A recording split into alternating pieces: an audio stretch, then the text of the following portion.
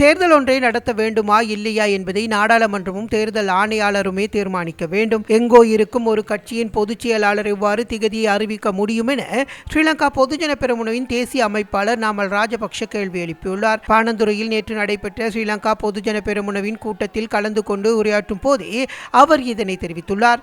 இதன்போது கருத்து தெரிவித்த நாமல் ராஜபக்ஷ, இவ்வரசாங்கத்தை சேர்ந்த கட்சி ஒன்றின் பொதுச் செயலாளர் அண்மையில் யாழ்ப்பாணத்திற்கு சென்று இம்முறை தேர்தல் நடத்தப்பட மாட்டாது என கூறியதை நான் பார்த்தேன். தேர்தல் நடத்துவது குறித்து தீர்மானிக்கும் அதிகாரம் நாடாளுமன்றத்தின் தேர்தல் ஆணையாளருக்குமே உள்ளது. அவ்வாறு இருக்கும் போது எங்கோ இருக்கும் ஒரு கட்சியின் செயலாளர் எவ்வாறு தேர்தல் திகதியை தீர்மானிக்க முடியும்?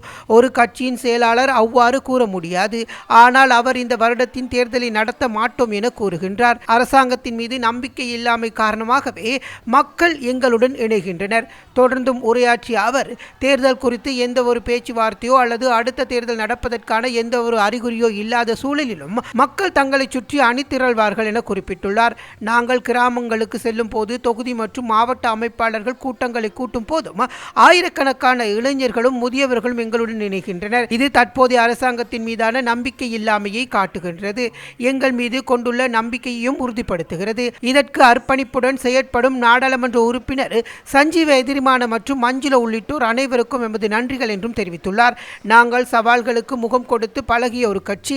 மிக குறுகிய காலத்தில் இலங்கையில் பலமிக்க அரசியல் சக்தியாக உருவெடுத்தோம். சில பின்னடைவுகளை சந்தித்தோம். ஆனால் எந்த ஒரு சவாலையும் கண்டு நாங்கள் ஓடிவிடவில்லை. உங்களுடன் இணைந்தே கிராமிய அரசியலை முன்னெடுத்தோம். அவ்வாறு மக்களுடன் நின்றால்தான் தற்போதைய மக்கள் விரோத அரசாங்கத்தின் செயற்பாடுகளாக காட்டுவார்கள்.